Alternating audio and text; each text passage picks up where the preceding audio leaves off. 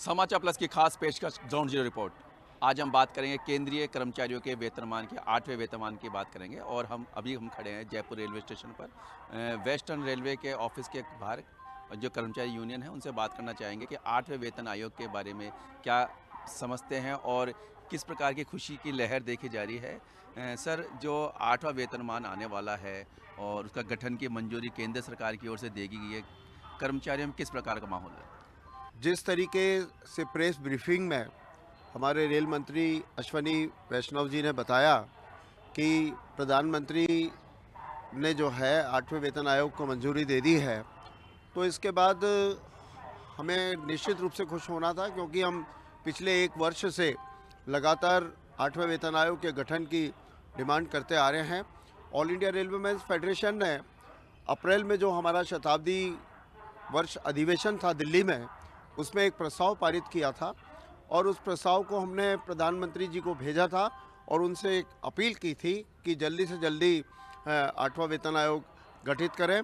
उसके बाद हम लोगों ने कैबिनेट सेक्रेटरी को भी जो है पत्र व्यवहार किया था, उनसे मुलाकात हमारे दिल्ली में जो शीर्ष नेतृत्व है उन्होंने की थी और कैबिनेट सेक्रेटरी को भी हमने कहा था कि ये जल्दी से जल्दी आप गठन कराएं, क्योंकि इसमें अपना समय लगता है और 1 जनवरी 2026 से इसको लागू होना है, तो उससे पहले इसकी रिपोर्ट हो जाए, इसलिए समय रहता है इसका गठन होना चाहिए। तो अब कल चूँकि प्रधानमंत्री महोदय ने इसकी मंजूरी दे दी है, तो निश्चित रूप से ये खुशी का विषय है और कर्मचारियों को अब लगा है कि जिस तरीके की बीच में चल रहा था कि सरकार 8वां वेतन आयोग नहीं बैठाएगी, और ये इस तरीके का लगभग था भी, सही भी थी ये बात। सरकार चाह रही थी कि कोई जिस तरीके से वेज रिव्यू बॉडी और दूसरे सेक्टर्स में होती है, उस तरीके से कुछ बढ़ाकर हम वेतन आयोग के हिसाब से दे दें, और लेकिन उसमें कई चीज़ें रह जाती हैं, कई भत्ते रह जाते हैं, कैटेगरी सारी जितनी भी हैं उन सबके साथ न्याय नहीं होता है। इसलिए हम 8वें वेतन आयोग के गठन की बात कर रहे थे और सरकार ने फिर जो उनका मन था उससे अलग जाके हम लोगों की बात को मानकर जो ये 8वां वेतन आयोग गठित करने का निर्णय लिया है, ये निश्चित रूप से खुशी का विषय है और रेल कर्मचारियों में इस बात को लेकर काफ़ी उत्साह है। सर, बिल्कुल सही है। रेल कर्मचारियों में उत्साह होना भी चाहिए क्योंकि मेहनत से हर व्यक्ति काम करता है। और जहाँ तक बस डीए की बात की जाए, डीए में किस प्रकार बढ़ोतरी देखी जाएगी?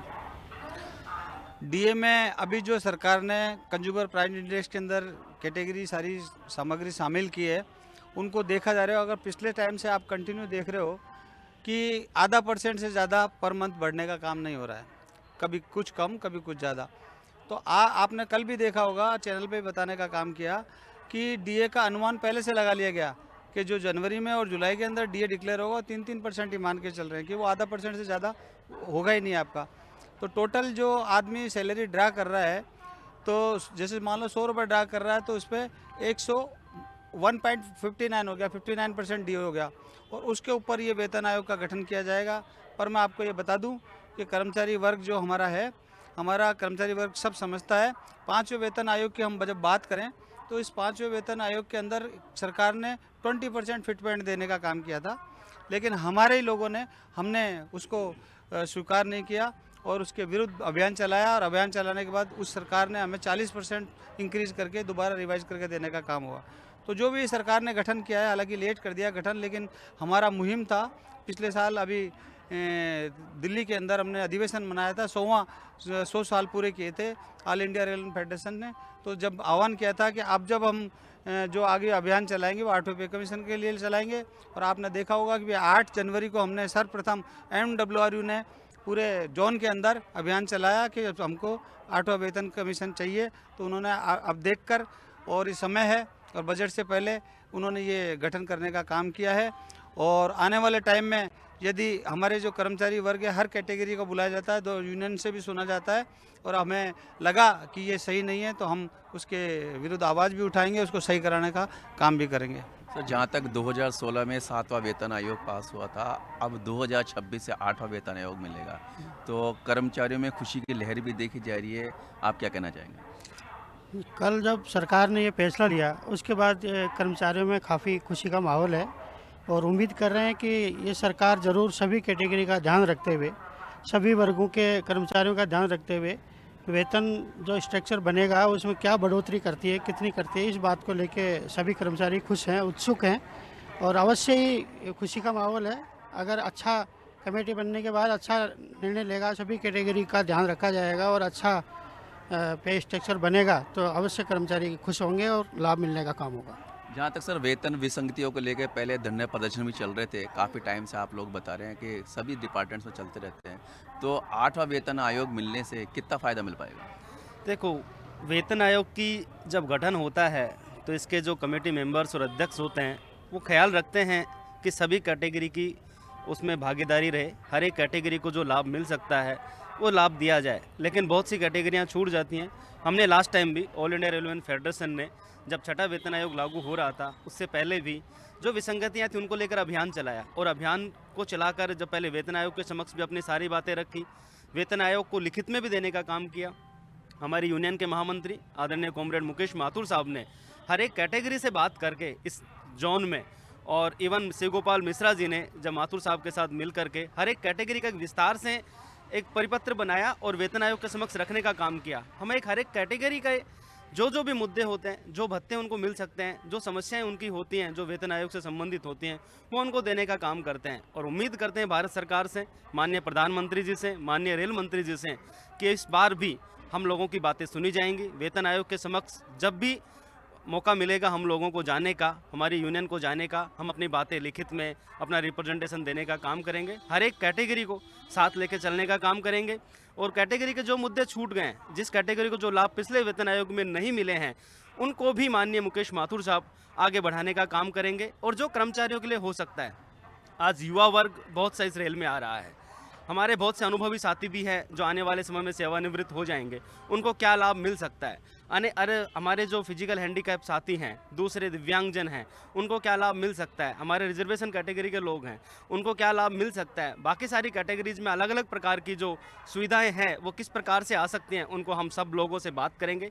पूरी यूनियन में लोगों को, अलग अलग कैटेगरी के लोगों को यहाँ बुला करके, बिठा करके बातचीत करने का काम करेंगे, उनके मुद्दों को समाहित करेंगे, और समाहित करने के बाद वेतन आयोग के समक्ष प्रस्तुत करेंगे। और उम्मीद है भारत सरकार हमारी बात को सुनेगी और कर्मचारियों को राहत दिलाने का काम करेगी। सर बिल्कुल, जहाँ बात मुकेश जी बात करना चाहूँगा, पेंशनधारियों की समस्या आती है प्रकार से। अब जब वेतन आयोग का 8वां गठन हो जाएगा, हो गया है प्रकार से, तो उनको कितना रिलीफ मिल पाएगा?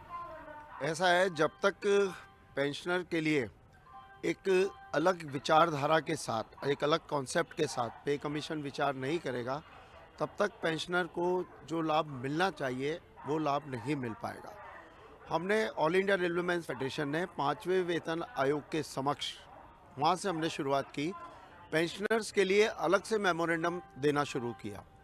और पहली बार जितने भी वेतन आयोग इससे पहले आए थे, उसके बाद 5वां वेतन आयोग, ये पहला वेतन आयोग था, उस वेतन आयोग ने हमारे पुराने पेंशनर जो 30 साल पहले रिटायर हो गए थे, 25 साल पहले रिटायर हो गए थे, उनकी रिटायरमेंट के बाद की तनख्वाह को उस लेवल तक लाए और फिर उनकी पेंशन डिसाइड करके और बेनिफिट दिया। क्योंकि नॉर्मली क्या होता है कि जब भी वेतन आयोग आता है तो जो लोग ऑलरेडी रिटायर हो चुके होते हैं उनकी पेंशन में उतना इजाफा नहीं होता है जितना पेंशन जो रिटायर वेतन आयोग के आने के बाद होते हैं उनकी पेंशन बनने का काम होती है। तो हमारा इसमें प्रयास ये रहेगा कि 1/1/26 को जो वेतन आयोग लागू होगा, उससे पहले के जितने पेंशनर रिटायर हो गए हैं उनको भी पुराने जो उनकी वेतन थे उससे नए वेतनमान में लेकर आना, और नए वेतनमान में उनकी तनख्वाह डिसाइड करके फिर उनकी पेंशन डिसाइड कराएंगे। तो इससे क्या होगा कि पेंशनर्स को भी नए जो सेवारत कर्मचारी हैं उसके हिसाब से फ़ायदा होगा। दूसरी बात एक जो हम कहेंगे कि अभी पिछले 6-7 महीने पहले भारत सरकार ने एनपीएस की जगह यूपीएस लाने की बात की थी। हमारी डिमांड थी कि ओल्ड पेंशन स्कीम बहाल करनी चाहिए, लेकिन केंद्र सरकार ने ओल्ड पेंशन स्कीम बहाल नहीं की हमारे बहुत कहने के बाद भी, और उन्होंने कहा यूपीएस में हम करीब करीब उस तरीके के सारे लाभ दे देंगे। अब जब यूपीएस आया तो उसमें कई तरीके की कमियां निकलकर हमारे सामने आई। तो हम प्रयास करेंगे कि इस जो वेतन आयोग के समक्ष एक अलग से मेमोरेंडम हम इस बारे में देंगे जिसमें यूपीएस में इस प्रकार से सुधार हो जाए कि ओल्ड पेंशन स्कीम के समान ही इसमें भी लाभ मिले। जैसे 20 साल की सेवा पर 50% पेंशन, अभी ये यूपीएस में 25 साल की सेवा पे 50% पेंशन की बात की है। हमारे कर्मचारियों का जो 10% कंट्रीब्यूशन हर महीने जमा हो रहा है वो उनको रिटायरमेंट के समय मिले, जो पुरानी पेंशन वालों को उनका जमा पैसा मिलता था उस तरीके से। ये तमाम चीज़ें हम जो है जो हमारे भविष्य के पेंशनर हैं, जो आज की तारीख में सेवारत हैं, जो एनपीएस वाले हैं, उनके लिए उठाने का काम हम निश्चित रूप से करेंगे। और हम उम्मीद करेंगे, देखिए एक बात बहुत साफ़ है, मेहनत बहुत करनी होगी। अभी किसी भी बात को, हमारी बात को मानकर उन्होंने वेतन आयोग बैठाने का निर्णय कर लिया, अभी इसका नोटिफिकेशन जारी होना है, उसकी टर्म्स ऑफ रेफरेंस किस प्रकार से तय होगी वो भी तय होना है, क्योंकि वेतन आयोग का स्कोप उसके टर्म्स ऑफ रेफरेंस पर निर्भर है। अगर सरकार ने उस स्कोप को ही कम कर दिया तो बहुत सारी चीज़ें जो हम लोगों के लिए, कर्मचारियों के लिए, पेंशनर्स के लिए कराने का हमारा मन है, वो चाहकर भी हम नहीं करा पाएंगे। तो हम प्रयास ये करेंगे कि सरकार को इसके लिए बाध्य करें कि टर्म्स ऑफ रेफरेंस इस तरीके का बनाए कि पे कमीशन का स्कोप चारों तरफ से खुला हुआ हो। पे कमीशन हमको ये नहीं कह दे कि भाई यूपीएस में तो हम नहीं कुछ कर सकते। इस तरीके का हम प्रयास हम लोगों को करना पड़ेगा और हम निश्चित रूप से करेंगे। और मैं आपको बता दूं कि अभी तो हमको मेहनत और इसलिए ज़्यादा करनी पड़ेगी। पुराने वेतन आयोग का मैं एक उदाहरण आपको देना चाहता हूं कि छठा वेतन आयोग की घोषणा 25 सितंबर 2013 को की गई थी।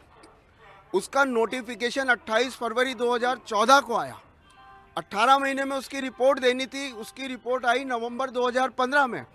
उसके बाद सरकार 8 महीने तक इस रिपोर्ट को लेके बैठी रही और जुलाई 16 के अंदर सरकार ने निर्णय लेके 25 जुलाई 2016 को गजट नोटिफिकेशन निकालकर और जो इम्प्लीमेंटेशन की कार्यवाही है वो शुरू की। तो आप समझ सकते हैं कि 2013 से लेकर 2016 करीब 2.5 साल से ज़्यादा पिछले वेतन आयोग ने लेने का काम किया है। तो नोटिफिकेशन जल्दी से जल्दी निकले और उसकी समय सीमा जो वेतन आयोग बैठे वो 1 साल से कम रखी जाएगी, तभी 26 से पहले आने का काम होगा। और 26 के बाद आएगी तो फिर कई तरीके के सवाल होंगे कि सरकार इसको कब से लागू करेगी। बहुत तरीके की मेहनत हम लोगों को करनी पड़ेगी और हम उसके लिए तैयार हैं। सारी कैटेगरी के लोगों से बात करके हर किसी के लिए हम मेमोरेंडम बनाने का काम करेंगे और कोशिश करेंगे कि हर कैटेगरी के कर्मचारियों को न्याय मिले। सबसे पहले तो मुझे खुशी है कि north western railway employees union और all India railway men's federation की डिमांड पर समय से केंद्र सरकार ने 8वें वेतन आयोग का गठन किया है। इससे न केवल केंद्र सरकार के कर्मचारी अपितु रेलवे के कर्मचारी, पेंशनर्स और बहुत सारे राज्यों के कर्मचारी भी लाभान्वित होते हैं। और हमें उम्मीद है कि 8वां वेतन आयोग शीघ्र ही अपना काम शुरू कर देगा और समय से अपनी रिपोर्ट प्रस्तुत करेगा। और पिछले वेतन आयोगों में जिन कर्मचारियों के साथ, जिन कैटेगरी के साथ न्याय नहीं हुआ, उन कैटेगरीज को न्याय देने का काम करेगा। इसके लिए केंद्र सरकार के कर्मचारी और राज्यों के कर्मचारी में एक प्रसन्नता की लहर तो है, लेकिन ये कितनी कामयाब होती है ये आने वाला समय बताएगा। और अब हम पहुंचे हैं आयकर विभाग। आयकर विभाग के अंदर जो कर्मचारी हैं उनमें भी हर्षोल्लास का माहौल देखा जा रहा है। हम उनसे जानना चाहेंगे कि जो 8वां वेतन आयोग गठन होने के बाद जो तनख्वाह में एक प्रकार का फ्लक्चुएशन आएगा, सर किस प्रकार का माहौल देखा जा रहा है? केंद्र सरकार ने घोषणा की है 8th पे कमीशन के गठन की, तो उसका हम केंद्रीय कर्मचारी महासंघ और income tax employees federation Rajasthan circle की तरफ से हम हार्दिक स्वागत करते हैं। ये सरकार का अच्छा कदम है, देर से लिया हुआ कदम है। चलो कोई नहीं, देर आए दुरुस्त आए। केंद्र सरकार ने कर्मचारियों की सुध ली और हम काफ़ी समय से मांग कर रहे थे कि 8th पे कमीशन का गठन किया जाए। तो अभी जो ये कदम केंद्र सरकार ने लिया है, प्रधानमंत्री जी ने जो कल की कैबिनेट में लिया है, उसका हम कर्मचारी वर्ग स्वागत करते हैं, अभिनंदन करते हैं। सर जहाँ तक देखा जा रहा है कि 8वें वेतन, पहले 7वें वेतन आयोग 2016 में पास हुआ था, उसके बाद अब 6ठे वेतन आयोग को 2026 से दिया जाएगा। किस प्रकार का फ्लक्चुएशन देखा जाएगा सर सैलरी में? देखिए ऐसा है, जो सरकार ने ये 8वां वेतन आयोग गठन करने की घोषणा करी है, ये हमारे कर्मचारी जो महंगाई की मार, आज आप देखें महंगाई की मार झेल रहे हैं, तो हमें उम्मीद ये है कि इस महंगाई की मार के अनुरूप हमारी तनख्वाहों में बढ़ोतरी होगी और जो 8वां वेतन आयोग है इसकी सिफारिशें जल्द से जल्द सरकार को दी जाएंगी और सरकार जल्द से जल्द उनको इम्प्लीमेंट करेंगी, ताकि हमारे कर्मचारी जो ये महंगाई से परेशान चल रहे हैं उनको थोड़ी राहत मिले और जीवन दैनिक जीवन में कुछ आराम मिले। जहाँ तक दैनिक जीवन की बात की जाती है कि सैलरी में फ्लक्चुएशन देखा जा रहा है, तो कर्मचारियों को कितना फ़ायदा मिल पाएगा इसका? सर ये तो रिपोर्ट आने के बाद ही पता चलेगा कि कर्म वेतन आयोग अपनी क्या रिपोर्ट देता है, और जो आज की महंगाई दर चल रही है उसके हिसाब से हमारा वृद्धि करता है नहीं करता है, वो रिपोर्ट आने पे ही पता चलेगा। हम ये उम्मीद करते हैं कि जल्द से जल्द रिपोर्ट आए और कर्मचारियों को उनके जो महंगाई चल रही है उसके हिसाब से कोऑर्डिनेशन बैठ पाए उनका, क्योंकि आज जो तनख्वाह वो है वो महंगाई के हिसाब से कम पड़ती है। तो हम अच्छे की उम्मीद करते हैं कि कर्मचारियों को अच्छा वेतन मिलेगा, वृद्धि। जहाँ तक डीए की बात की जाती है, कुछ पेंशनार्थियों की समस्या आती है एक प्रकार से, जो 8वां वेतन आयोग होगा तो उस पेंशनधारियों को कितना लाभ मिल पाएगा? मैं केंद्र सरकार से आग्रह करूंगा, जो एक 8वें वेतन आयोग का जो गठन करेंगे उसमें जो ये थोक सूचांक के आंकड़े लेते हैं, महंगाई का जो थोक सूचांक का आंकड़ा लेते हैं, वो थोक सूचांक का न लेके रिटेल का खुदरा मूल्यों का वो लेके, भाई खुदरा मूल्य में जो एक व्यक्ति को जीवन यापन करने में कितने पैसे खर्च होते हैं उसको आधार मान के ये हमारे इसमें डीए और जो पे कमीशन में उसमें ये लागू किया जाना चाहिए। वैसे अभी 7th पे कमीशन में इस केंद्र सरकार 7th पे कमीशन ने सिफारिश की थी कि 50% डीए होते ही मर्ज कर देंगे, लेकिन इन्होंने अभी तक मर्ज नहीं किया। मैं केंद्र सरकार से मांग करना चाहूँगा कि तुरंत जब 50% डीए हुआ, जब से इनको तुरंत मर्ज करके और उस पर डीए देना चाहिए। और जब ये जो 8वें वेतन आयोग की जो सिफारिशें आएगी, जब तक इनको मर्ज करके देना चाहिए। और जो 8वां वेतन आयोग की जो सिफारिशें हैं उसको भी मैं चाहूँगा कि 1 जनवरी 2026 से रिपोर्ट को प्रस्तुत करके जल्दी से जल्दी उसको लागू किया जाए। हम और भी यहाँ पे कर्मचारी से बात करना चाहेंगे। 8वां वेतन आयोग होगा, आप युवा भी हैं, और क्या कहना चाहेंगे, कैसा लग रहा है आप लोग? नहीं, जैसा कि हमें उम्मीद थी कि 8वां वेतन आयोग आए, तो मोदी सरकार जी ने इसकी परमिशन तो दे दी है, लेकिन हम चाहते हैं जल्दी से जल्दी ये लागू भी हो जाए। और इसमें जो सर ने बताया है अभी कि खुदरा मूल्य सूचकांक के अनुसार इसको लिया जाए और उस अनुसार इसकी जो रणनीति है वो तय की जाए। आप क्या कहना चाहेंगे, कैसा माहौल है, कैसा लग रहा है? मोदी जी ने घोषणा तो कर दी, क्या माहौल का तो तब पता लगेगा जब वो आगे इम्प्लीमेंट हो जाएगा, उसके पश्चात ही हम कुछ कह पाएंगे कि माहौल कितना है और किस प्रकार से दिया जाएगा। अभी तक तो माहौल का तो कुछ नहीं कह सकते, लेकिन हाँ, मोदी जी ने जो अभी दे दिया है और उसकी एक खुशी है कि हाँ, इस कार्य के लिए वो तत्पर हुए हैं, थोड़ा देर से हुए हैं लेकिन जागे हैं, तो उस चीज़ की खुशी है, तो सब लोग अच्छे से कर रहे हैं उसको। 7वां वेतन आयोग 2016 में दिया गया था, और अब जो 8वां वेतन आयोग है वो 2016 में दिया जाएगा, क्या कहना चाहिए? देखिए, सबसे पहले तो मैं मोदी सरकार का धन्यवाद करना चाहता हूं इसके लिए कि उन्होंने कर्मचारियों के हित के बारे में कुछ सोचा है, और उनके इस निर्णय का हम स्वागत करते हैं। सरकार से हमारी सिर्फ एक ही अपील है कि जो फिटमेंट फैक्टर ये इस्तेमाल करे उसका आधार सही होना चाहिए, ताकि मैक्सिमम से मैक्सिमम लोगों का, कर्मचारियों का भला हो सके और जो आम जनता है उस पर भी ज़्यादा भार नहीं आए। धन्यवाद।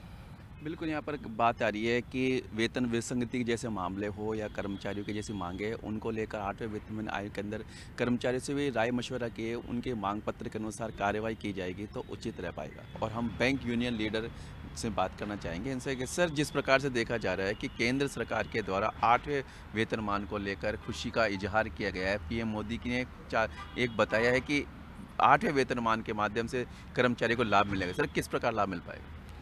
भारत सरकार की कैबिनेट बैठक में देश के प्रधानमंत्री माननीय श्री मोदी जी ने बहुप्रतीक्षित और आशंकाओं से ग्रसित कर्मचारियों के बीच में केंद्र और राज्य कर्मियों के वेतन भत्ते सुविधाओं में बढ़ोतरी के लिए 8वें वेतन आयोग के गठन की घोषणा की है। बहुत लंबे समय से कर्मचारियों में एक आशंका थी और बहका वातावरण था कि सरकार पे कमीशन की घोषणा करेगी या नहीं करेगी, पे कमीशन का गठन होगा या नहीं होगा। उन सभी आशंकाओं को निर्मूल साबित करते हुए कल देश के प्रधानमंत्री ने 8वें वेतन आयोग के गठन की घोषणा कर दी है। स्वाभाविक रूप से कर्मियों के हित में वेतन आयोग के गठन की घोषणा की गई है तो देश में कर्मचारियों में खुशी की लहर दौड़ गई है, और कर्मचारी ही नहीं, कर्मचारियों के परिवार भी इस बात से बेहद खुशी है कब वेतन भत्ते और सुविधाओं में बढ़ोतरी होगी और कर्मचारियों के लिए लोक कल्याणकारी योजनाओं को लागू किया जाएगा।